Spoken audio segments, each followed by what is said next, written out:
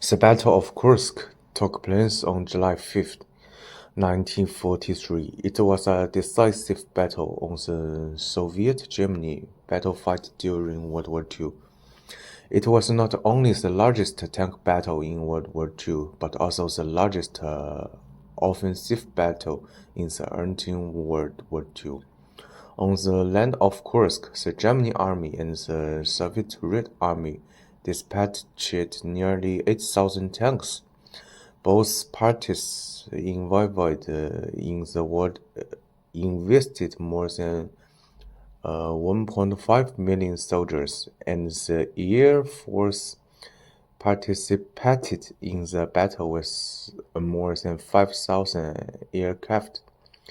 This battle set records for the largest tank battle and the largest single-day air battle in history.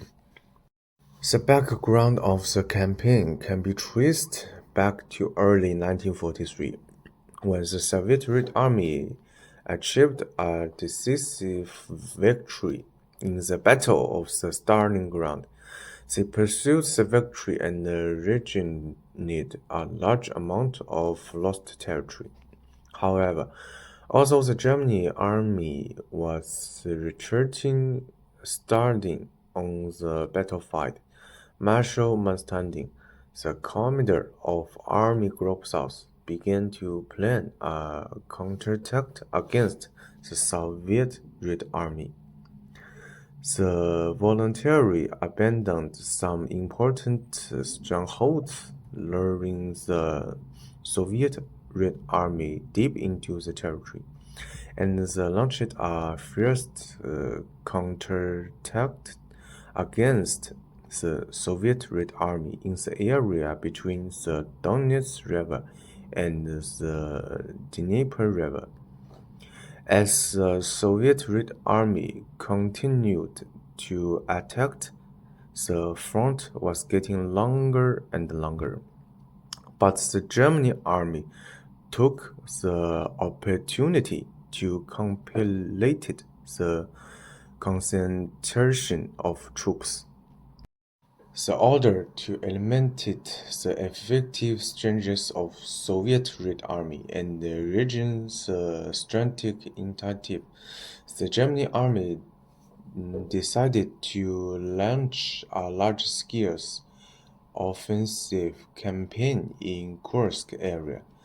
They mobilized the powerful forces of Army Group Center and Group South, intending to attack the central side of the Soviet Red Army from the north and south, in an attempt to encircle, annihilate, and destroy the main force of the Soviet Red Army.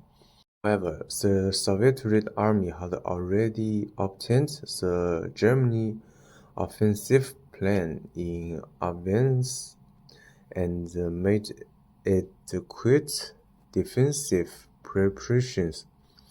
They established multiple deep echelon defense lines in the Kursk. Defense measure greatly enhanced the ability of the Soviet defensive position to resist attack. Through effective troop deployment and command and control, the Soviet army allowed the defense system to full function. During the Battle of Kursk, the Soviet army constantly adjusted its troop census and actual methods, so that the German army always faced strong defensive pressure during the offensive. When the German army consumed a large amount of troops and supplies in the offensive, the Soviet army seized the opportunity to launch a counterattack and finally win the battle.